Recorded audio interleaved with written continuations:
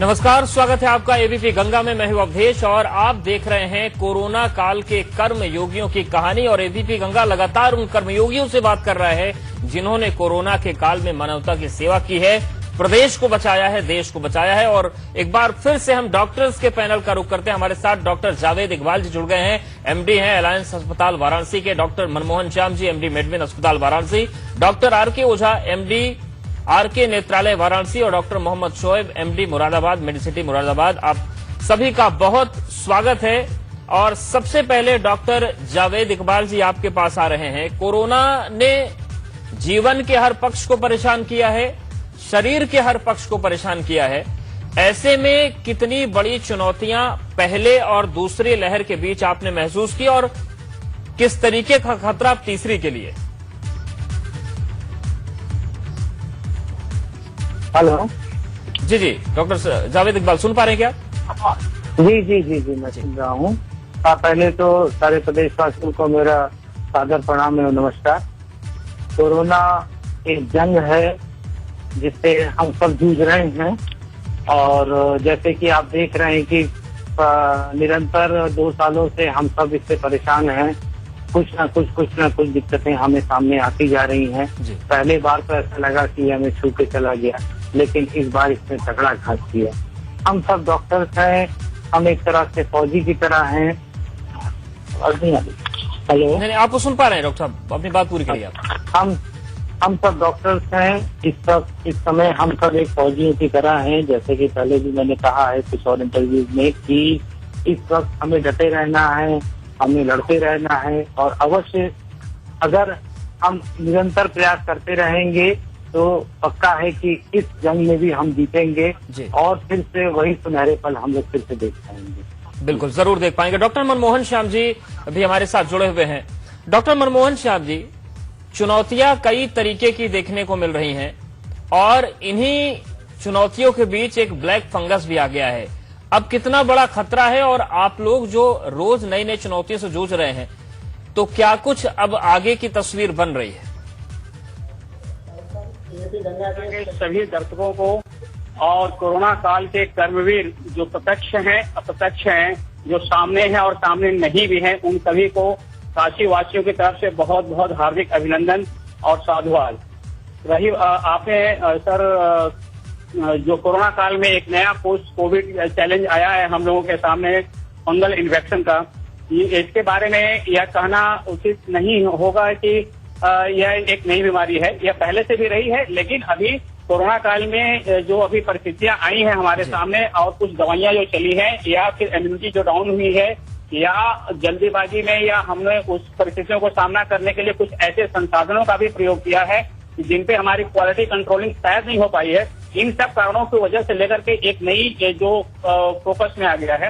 हालांकि इसका इंसिडेंस अभी बहुत कम है, लेकिन इसकी मोर्टेलिटी और मॉर्बिडिटी बहुत ज्यादा है।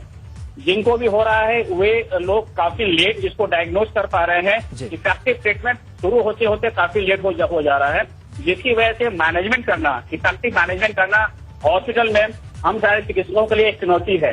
तो इन सब चीजों को देख करके अगर हम फंगल इन्फेक्शन को समय रहते एक बार हम उसको डिटेक्ट कर लें या अपना ऐसा प्रोटोकॉल बनाए रेगुलर मॉनिटरिंग का या स्क्रीनिंग का, हॉस्पिटलाइज पेशेंट को हमने पहले से ही जो रूटीन एनालिसिस करते हैं उसी में हमने एक प्रोटोकॉल बना लिया और उसको हम रूटीनली करते जा रहे हैं। पेशेंट को जब हम डिस्चार्ज करके घर भेज रहे हैं उस दौरान भी उसकी एक इफेक्टिव मॉनिटरिंग हम करते रहे, तो हम समय रहते फंगल को हम लोग डायग्नोज कर पाएंगे और उसका ट्रीटमेंट कर पाएंगे सफलतापूर्वक। लेकिन हो क्या रहा है कि पेशेंट अभी जब तक हॉस्पिटल पहुंच रहा है तब तक वह काफी एडवांस स्टेज में आ रहा है, बिल्कुल, जो हमारे लिए बहुत चुनौती हो रही है। बिल्कुल, ये चुनौती है और लोगों को ऐसे में जागरूक रहना भी बहुत जरूरी हो जाता है। लेकिन इन सब के बीच डॉक्टर आरके ओझा जी, अगर हम बात करें कोरोना पेशेंट्स की या फिर ब्लैक फंगस के मरीजों की बात करें, आंखों पर बड़ा नकारात्मक असर है और खासतौर से ब्लैक फंगस में भी आंखों की रोशनी जा रही है, आंखें निकालनी पड़ रही हैं। क्या कोरोना जिनको हुआ है उनकी भी आंखों पर फर्क पड़ता है? खूब पड़ता है। देखिए, सबसे पहली चीज ये है कि म्यूकर माइकोसिस के जो पेशेंट हैं जी, वो सबसे पहले आंख के डॉक्टर के पास आ रहे हैं ज्यादातर, और किसी के पास नहीं जा रहे हैं जी। आज हम लोगों ने जब अपनी क्लिनिक शुरू की जब कोरोना में बहुत लोगों के लिए बहुत मुश्किल हो रही थी, तो आंख के अस्पताल में उतना काम नहीं था जी। उस समय जान बचाने की बातें हो रही थी। लेकिन जैसे ही ये शुरू हुआ काम, थोड़ा सा कम हुआ, कोरोना का जो झटका था, जो कोरोना की सीरियसनेस थी थोड़ी सी कम हुई, तो जिस दिन हम लोगों ने क्लिनिक खोली उसी दिन हमारे पास 3-3, 4-4 पेशेंट म्यूकरमाइकोसिस के आ गए, बड़ी बड़ी आंखें लेकर के, फूली फूली आंखें लेकर के आ गए। और हमने कहा भाई ये क्या चीज हो गई, आंख का घूमना नहीं है, आंखें बंद हो गई हैं, पलक नहीं खुल रही है पेशेंट की, बहुत दर्द है, दिखाई नहीं पड़ रहा है। तो एकाएक, ये 5 मई के आसपास की बात है, एकाएक पहले दिन ही क्लिनिक में 3-4 मरीज आ गए जो मैंने देखा जी। मतलब अब तो हम लोग अखबारों में पढ़ के, आपके चैनल में देख करके, सभी चैनलों में देख करके काफी कुछ सूचनाएं बाहर से मिल रही हैं जी। लेकिन जिन मरीजों को मैंने देखा कि मरीज की आंख सूज गई है, बहुत दर्द हो रहा है, और हम लोग इसको शुरू में पहली बार में समझ भी नहीं पाए कि ये फंगस है। हमें लगा कि ये इसको पैनऑप्थेल्माइटिस हम लोग बोलते हैं कि पूरी आंख में इन्फेक्शन हो जाता है, या सेलुलाइटिस बोलते हैं। लेकिन उसके बाद तब ये ध्यान गया कि जब चारों तरफ बातें उठने लगी, भाई चेन्नई में भी हो रहा है, हरियाणा में भी हो रहा है, बेंगलोर में भी हो रहा है, दिल्ली में भी हो रहा है, तब ये बात हुई कि भाई ये तो ब्लैक फंगस है। और अवधेश जी, सबसे बड़ी बात यह है कि मैंने 1989 से प्रैक्टिस शुरू की है जी। आज मुझे करीब 20-30 साल करीब हो रहे हैं ना जी जी बिल्कुल। लेकिन मैंने म्यूकरमाइकोसिस का एक भी केस नहीं देखा था, एक भी सिंगल केस नहीं देखा था मैंने। और इससे पता चलता है कि कोरोना कितना खतरनाक है कि उसका साइड इफेक्ट आपको उस स्थिति तक पहुंचा सकता है कि हो सकता है कि आपके अंग निकालने पड़ जाएं, हो सकता है कि आपकी जान चली जाए। ऐसे में जागरूकता की जरूरत है कि पहचाने वक्त रहते उस जागरूकता पर भी आएंगे।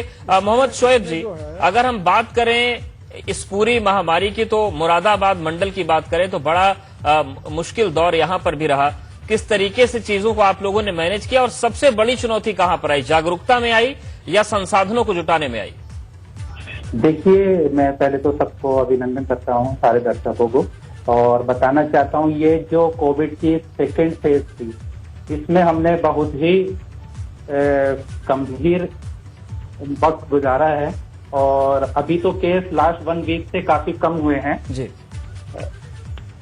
एक टाइम ऐसा था कि यहाँ पर रिसोर्सेज पूरा प्रशासन हमारे साथ था, फिर भी हम पेशेंट इतने ज्यादा हो गए थे कि हम उनकी हेल्प नहीं कर पा रहे थे, क्योंकि हमारे पास बेड की कमी थी और ऑक्सीजन की कमी हो रही थी। लेकिन इस महामारी में हमें प्रशासन ने पूरा साथ दिया, ऑक्सीजन की कमी नहीं होने दी। मुरादाबाद में बहुत बुरा हाल था। इवन मेरे पास, जब मैं भी एक कोरोना सेंटर, जो मेरा हॉस्पिटल है, तो उसमें कोविड सेंटर था, तो हमें प्रशासन को हमने कॉल किया, कभी कभी ऑक्सीजन की लैक होने की वजह से फोन करना पड़ता था, तो प्रशासन ने बहुत हमारा साथ दिया। इवन दिल्ली तक से मेरे पास फोन आते थे, फ्रेंड्स के, कलीग के। मुरादाबाद से पहले मैं दिल्ली में ही था कि अगर यहाँ दिल्ली में तो बेड अवेलेबल नहीं हो रहे हैं, तो आप के यहाँ है, अगर अवेलेबल है तो प्लीज किसी तरह से आप मैनेज कीजिए। हमने इमरजेंसी में रख करके भी पेशेंट्स मैनेज किए हैं, बेड अवेलेबल नहीं थे आईसीयू। और मैंने जहां तक ऑब्जर्व किया, इस पूरे पीरियड में ऑलमोस्ट 1.5 मंथ का पीरियड था, मैक्सिमम जो केस रहे, उसमें यही था कि पेशेंट ने जो स्टार्टिंग की फेज में आए, तो वो मैनेज करने में इजीली आसानी हुई हमको। और जो लेट फेज में आए, घर पे अपने से ट्रीटमेंट, क्योंकि आजकल जनरलाइज्ड हो गया था ट्रीटमेंट, कि घर पे आइसोलेशन करके कुछ मेडिसिन थी वो लोग अपने से लेते रहे, और सडनली जो है उनका सैचुरेशन फॉल किया, तब वो फिर पैनिक हो करके हॉस्पिटल पहुंचे। तो उसमें उस टाइम पर बेड नहीं अवेलेबल होता था। अब एक हॉस्पिटल से दूसरे हॉस्पिटल में पेशेंट जाता था, कहीं पर वेंटिलेटर अवेलेबल नहीं। तो ये फेज जो थी बहुत ही पैनिकफुल थी, और हमने उससे निकल के आए। काफी पेशेंट्स हमारे अल्हम्दुलिल्लाह ठीक हुए हैं, और मोर्टेलिटी भी कमी हुई। बिल्कुल, यानी कुल मिलाकर ये अनुभव आपको बताता है कि जिन लोगों ने अपना वैद्य या अपना हकीम बनने की खुद कोशिश की, उन पर ज्यादा संकट आया। जागरूकता की बहुत जरूरत थी कि डॉक्टर से पूछें कि होम आइसोलेशन में रहना या हॉस्पिटल में रहना है। कुछ और चीजें उसकी भी बात करेंगे। हमारे साथ वाराणसी से डॉक्टर्स जुड़े हैं, तो हम वाराणसी मॉडल की भी बात करेंगे। डॉक्टर जावेद जी आपके पास आएंगे, आपसे भी ये समझेंगे कि क्या मॉडल है। यहाँ पर वक्त एक बहुत छोटे से ब्रेक का है, फौरन हाजिर होते हैं और ये हम जानने की कोशिश करेंगे कि किस तरीके की स्थितियां बनी। लेकिन आपको यहां पर हम याद दिला दें कि शाम 6 बजे से जरूर देखें एबीपी गंगा पर कि क्या है देश और प्रदेश का मूड मोदी सरकार के 2.0 के 2 साल के शासन का।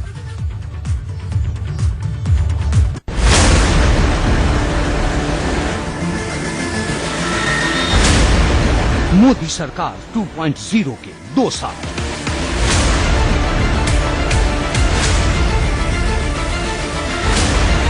जनता की नजर में कैसा रहा कार्यकाल?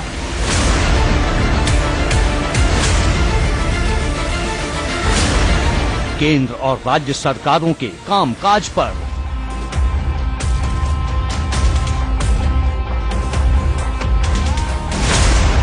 यूपी उत्तराखंड में सबसे बड़ा सर्वे।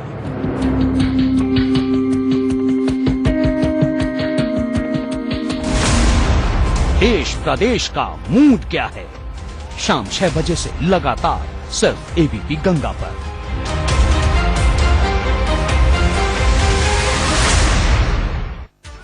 कोरोना काल का कर्मयुग को presented by roughen noodles. Roughen खाओ दिल की भूख मिटाओ। 80 फीट बेहतर दूध बेहतर स्वास्थ्य सालों साल। को powered by Singer sewing machine and home appliances add more to life. Partner Isotine plus eye drop. आंखें रोशन तो सब रोशन। Moradabad medicity, your health and life matter to अस।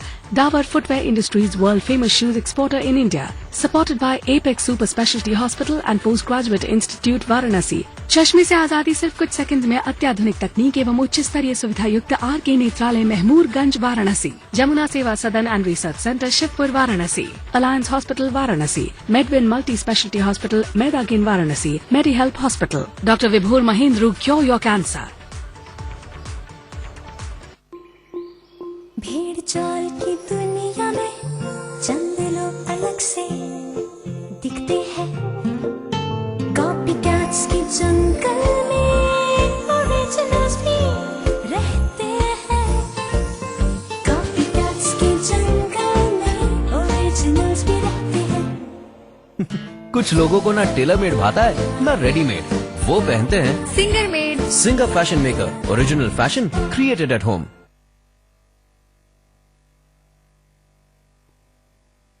बहुत हो गया केवल केमिकल से बने शैम्पू से बालों पर अत्याचार। हमने बालों की मजबूती व खूबसूरती के लिए सदियों से आजमाई गई जड़ी बूटियों से तैयार किया है Kesh Kanti natural. Milk protein, aloe vera, anti dandruff आदि हर्बल शैम्पू, और वो भी विदेशी कंपनियों के केवल केमिकल से बने शैम्पू से लगभग आधे दाम पर। वर्षों से करोड़ों महिलाओं ने केश कांति को अपनाया और इसे हमेशा खरा पाया। उत्तर प्रदेश में कोरोना को रोकने के लिए यूपी सरकार का उत्तर प्रदेश मॉडल कामयाब हो रहा है। योगी सरकार द्वारा लगातार अलग अलग क्षेत्रों में लिए गए अहम फैसलों द्वारा उत्तर प्रदेश में न केवल कोरोना संक्रमण घटा है, बल्कि इलाज और उपचार की अच्छी से अच्छी सुविधा भी मुहैया कराई जा रही है। यूपी में दूसरी लहर का पीक गुजर चुका है, लेकिन ब्लैक फंगस ने चुनौती को बढ़ा दिया है। ऐसे में अब योगी सरकार ब्लैक फंगस को लेकर एक्शन में आ गई है। सीएम योगी के निर्देश पर यूपी में भी ब्लैक फंगस को महामारी घोषित किया जाएगा। यही नहीं, राज्य सरकार स्वास्थ्य विशेषज्ञों की सलाह के मुताबिक ब्लैक फंगस के मरीजों के समुचित इलाज की व्यवस्था में जुटी है। हर जिले में इसकी दवा की उपलब्धता सुनिश्चित की जा रही है। निजी अस्पतालों में इलाज करा रहे रोगी संबंधित कमिश्नर के माध्यम से ब्लैक फंगस की दवाएं ले सकते हैं। जो पेशेंट हैं उनकी एक नई चैलेंज ब्लैक फंगस को लेकर के आई है। कल राज्य सरकार ने इस संबंध में एक एडवाइजरी जारी की है और व्यापक जागरूकता का भी एक कार्यक्रम चलना चाहिए। ब्लैक फंगस का कारण क्या है? ज्यादा स्टेरॉइड लेना, अनियंत्रित डायबिटीज होना, या फिर टेस्ट कराने से भागना, ये बहुत सारे कारण इन चीजों के साथ जुड़ी हुई हैं। तो इन सब के बारे में भी कल एक विस्तृत एडवाइजरी पूरे प्रदेश के अंदर जारी की जा चुकी है और उसका एक ट्रेनिंग का कार्यक्रम कल प्रारंभ हुआ है और उसको हर एक जनपद के साथ जोड़ करके ब्लैक फंगस के उपचार की भी व्यवस्था हर एक जनपद में हो सके, इसके लिए राज्य सरकार पूरी तत्परता के साथ कार्य कर रही है। इसी क्रम में देश में सबसे ज्यादा टेस्ट करने वाला राज्य यूपी अब तक कुल 4,80,68,329 जांचें की गई। इसके लिए मुख्यमंत्री ने सभी जिलों के डीएम को शहर वार्डों में महाअभियान के साथ साथ मेरा गांव मेरा अभियान चलाने का निर्देश दिया है। इनका ख्याल रखो तो पशु कभी भी बोझ नहीं बनते, ये आपके सपनों का बोझ उठा लेते हैं। बेहतर दूध बेहतर स्वास्थ्य सालों साल। हमारे देश में मोड़ ही मोड़ है, कभी हाईवे वाला मोड़, गोल चक्कर वाला मोड़, टनल में मोड़, पार्किंग में मोड़, बहते पानी वाला मोड़, a wide range of tyres जो दे हर मोड़ पे confidence. TVS Eurogrip tyres for a country full of turns. देश और दुनिया को बाजार मानने वाले और मेडिकल टेररिज्म फैलाने वाले ड्रग माफिया आयुर्वेद को बदनाम करने में लगे हैं, जबकि उनके पास रोगों का मात्र कंट्रोल है, कोई स्थायी समाधान नहीं। पतंजलि ने उपचार और उपकार की भावना से research and evidence based medicine की पूरी रेंज तैयार की है, जिससे लोग अपनी बीमारियों का स्थायी समाधान पा रहे हैं। इनका ख्याल रखो तो पशु कभी भी बोझ नहीं बनते, ये आपके सपनों का बोझ उठा लेते हैं। बेहतर दूध बेहतर स्वास्थ्य सालों साल।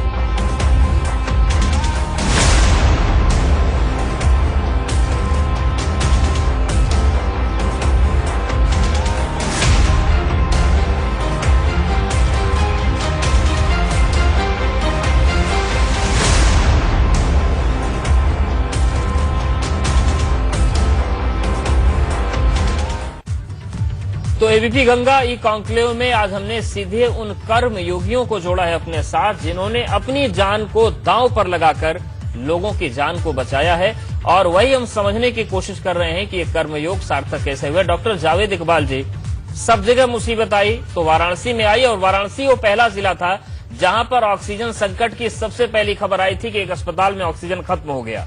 ये जो बड़ा पैनिक क्रिएट हुआ था, ये कैसे मैनेज हो पाया? क्योंकि लोग तो इतने परेशान थे कि जिनको अस्पताल की जरूरत नहीं पड़ी, शायद वो भी अस्पताल के सामने पहुंच गए थे। देखिए, इसमें मैं प्रशंसा करना चाहूंगा अपने प्रशासन की। लोकल जो हमारा वाराणसी का प्रशासन है, एक तो उन्होंने बहुत ही चुनौतीपूर्ण समय में बड़े दिमाग पे काम किया कि उन्होंने एक सिलेक्टेड अच्छे 30, 35, 40 अस्पतालों का एक कॉन्क्लेव बनाया कि जहाँ पे कोविड रोगियों को सुविधा प्रदान की जाए। दूसरी में हमारे डीएम साहब से, कमिश्नर साहब से, या जितने भी हमारे चिकित्सा मुख्य चिकित्सा अधिकारी या हर लोगों ने पर्सनली हेल्प किया कि इन सारे हॉस्पिटल्स को ऑक्सीजन मिले।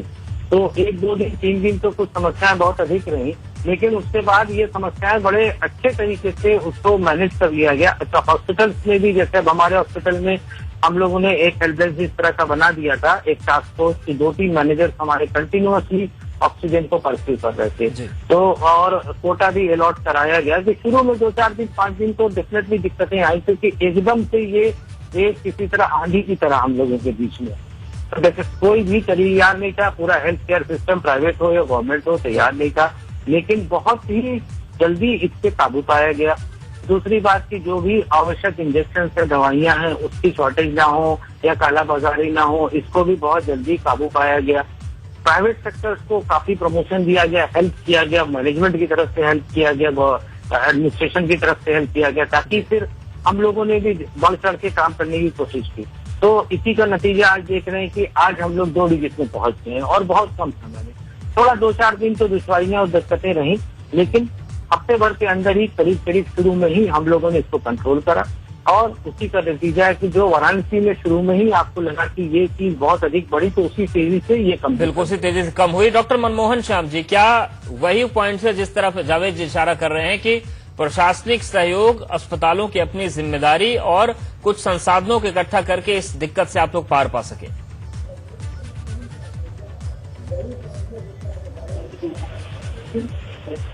डॉक्टर मनमोहन जी, आवाज आ रही है आपको? जी हाँ, बताइए, मैं आवाज सुन नहीं पाया। बिल्कुल, जो बातें डॉक्टर जावेद इकबाल जी ने कही, क्या यही फॉर्मूला था, क्या यही वो वाराणसी मॉडल है कि कम समय में ही तेजी से चीजें निकल कर आई और इतनी तेजी से हुई कि पीएम को कई मंचों पर तारीफ करनी पड़ गई। देखिए, बनारस हमेशा से अध्यात्म की नगरी रही है और बनारस ने हमें हमेशा से ही पूरे देश को एक नई राह दिखाई है। बनारस का मॉडल जिसकी तारीफ माननीय प्रधानमंत्री जी ने स्वयं की, यहाँ के लोगों की तारीफ की।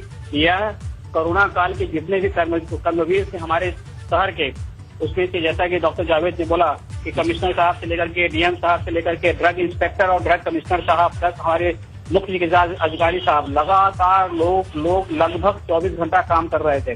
रात को 1:30 बजे भी मैं देखता था तो सारे लोग लगभग ऑनलाइन हुआ करते थे और 1:30 बजे रात में भी हम लोग को निर्देश आते थे कि नहीं, यहाँ पर ये समस्या है, यहाँ पर आप ये मदद करिए, ये पेशेंट है, इसको भर्ती करना है। एक रात की बात मैं बताऊं कि ऑक्सीजन हमारे यहाँ भी थोड़ी दिक्कत होने लगी थी।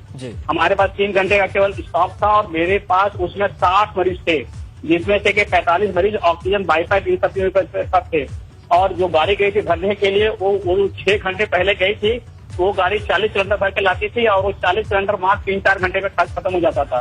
तो मैंने 1:30 बजे रात में अपने शहर के ड्रग कमिश्नर साहब है ए के गुप्ता सर, मैंने उनको फोन किया कि सर ऐसी बात है। उन्होंने 1.5 घंटे में ही फोन उठाया और उसके बाद 1 घंटे में ही कम समय में उन्होंने कहा कि डॉक्टर साहब आज के लिए मैंने इतना सिलेंडर इंतजाम करा लिया, आप यहाँ से उठा लीजिए।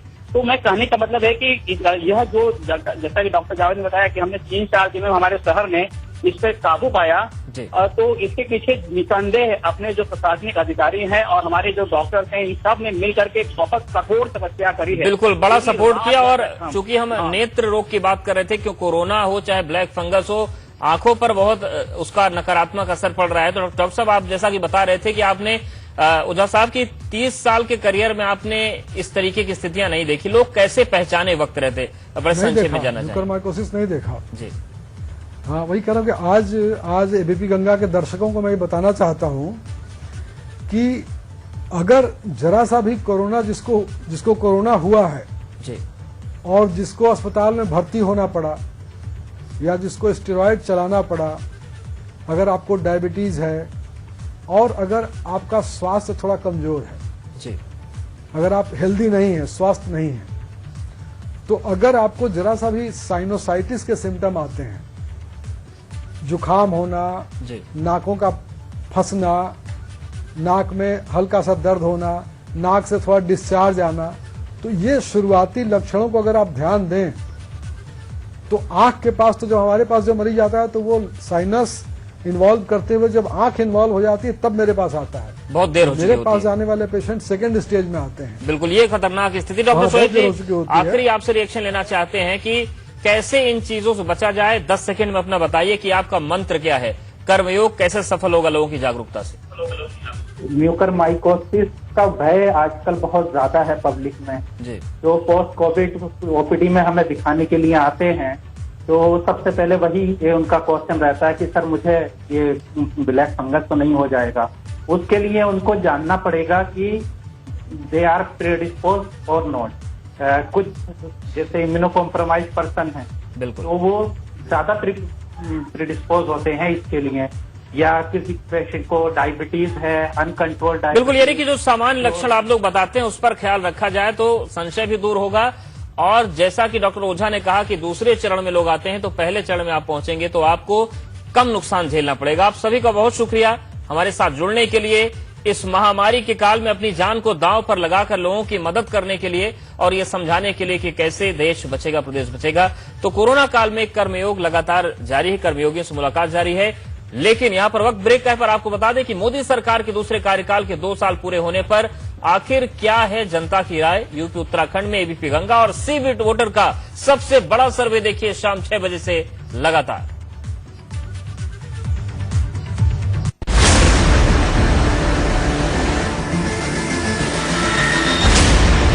मोदी सरकार 2.0 के 2 साल।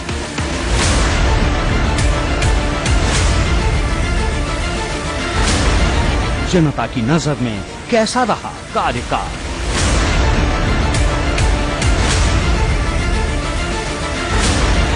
केंद्र और राज्य सरकारों के कामकाज पर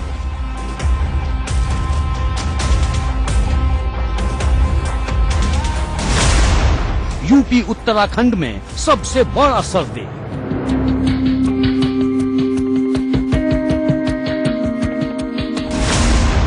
देश प्रदेश का मूड क्या है, शाम 6 बजे से लगातार सिर्फ एबीपी गंगा पर।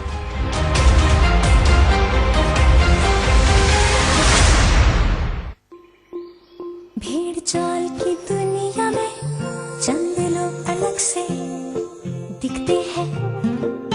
कॉपी कैट्स की जंगल में ओरिजिनल्स भी रहते हैं। कॉपी कैट्स की जंगल में ओरिजिनल्स भी रहते हैं। कुछ लोगों को ना टेलर मेड भाता है ना रेडीमेड, वो पहनते हैं Singer made. Singer fashion maker, original fashion created at home.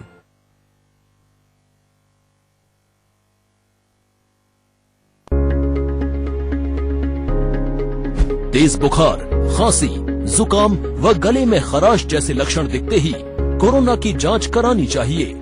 जांच रिपोर्ट का इंतजार किए बिना अपने चिकित्सक से परामर्श कर दवाओं का सेवन शुरू कर देना चाहिए। लक्षण दिखते ही जरूरी है कि होम आइसोलेशन का पालन किया जाए, जिससे परिवार के दूसरे सदस्यों में संक्रमण न फैले। घर में भी मास्क पहने, हाथों को साबुन या सैनिटाइजर से साफ रखें और 2 गज की दूरी का पालन करें। कोविड बीमारी में 99% of the time disease mild होती है और सारे 99% पेशेंट जो हैं रिकवर कर जाते हैं। 1% ही ऐसे पेशेंट हैं जिसमें डिजीज सीवियरिटी बढ़ती है और ऑक्सीजन की जरूरत पड़ती है। और ये ऑक्सीजन की जरूरत जो है, जब ऑक्सीजन सैचुरेशन का कट ऑफ 94% से नीचे हो जाता है तब ऑक्सीजन की हमें जरूरत पड़ती है। जब तक हमारा अस्पताल में एडमिशन नहीं होता है हम अपना ऑक्सीजन का स्तर बढ़ा सकते हैं। अगर हम प्रोन यानी कि पेट के बल लेट जाते हैं और सांस लेते हैं गहरी गहरी, तो ऐसे में ऑक्सीजन का स्तर 3 से 4% बढ़ जाता है और जितनी बार आप ऐसी प्रक्रिया करते हैं वो यूजफुल होती है। घबराने की नहीं है बात, सरकार खड़ी है साथ। कोरोना काल में ओरिजिनल विटामिन ए, डी, ई एवं एंटीऑक्सीडेंट गुणों से युक्त इम्यूनिटी को बढ़ाने वाला तथा आपको बीपी, शुगर, हार्ट व कोलेस्ट्रॉल की समस्या से बचाने वाला premium edible oil Nutrela gold हम आपके लिए लेकर आए हैं। Online admissions in CMS for 2021-22 are open at school's website www.cmseducation.org. क्या आप दुबले, पतले, कमजोर हैं, आपकी सेहत नहीं बनती, भूख कम लगती है, वजन नहीं बढ़ता? दरअसल मेन बात खाना पीना खाना नहीं है, मेन बात है खाया पिया लगना। और अगर खाया पिया लगेगा ही नहीं तो सेहत बनेगी कैसे? इसलिए हमारी संस्था सन्यासी आयुर्वेदा ने एक ऐसी दवा बनाई है जो कि आपके पाचन तंत्र को, आपके लीवर सिस्टम को ठीक करने का काम करती है, ताकि आप जो भी खाएं उसका पूरे का पूरा निचोड़ आपके शरीर को लगे, आपकी भूख बढ़े, खाया पिया सही से लगे, नया खून बने, हड्डियों में जान आए, वजन बढ़े, ताकत बढ़े, चेहरे पर नूर आए और आप मोटे, तगड़े, खूबसूरत पर्सनैलिटी के मालिक बन जाएं। यह दवा पूरी तरह से आयुर्वेदिक होती है। इसका शरीर पर कोई भी साइड इफेक्ट, कोई भी नुकसान या दुष्प्रभाव नहीं होता। लड़के, लड़कियां दोनों इसका इस्तेमाल कर सकते हैं और पहले 15 दिन के अंदर ही आपको इसका असर महसूस हो जाएगा। सिर्फ 650 रुपए की पूरे 1 महीने की दवा होती है और आप इसे घर बैठे 01145454545 पर फोन करके दवा मंगवा सकते हैं। हेडलाइंस के प्रस्तुतकर्ता थर्मोकूल होम अप्लायंसेज, अब गर्मी को कहो गुड बाय।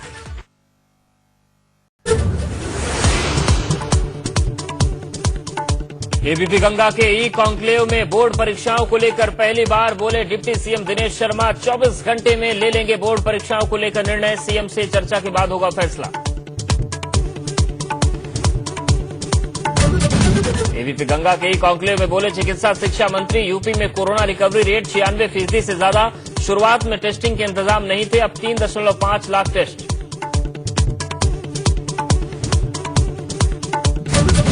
यूपी यूपी में अभी जारी रहेगा कोरोना कर्फ्यू, कुछ ढील के साथ जारी रहेगा कोरोना कर्फ्यू। सीएम के साथ टीम 9 की बैठक में लिया गया फैसला।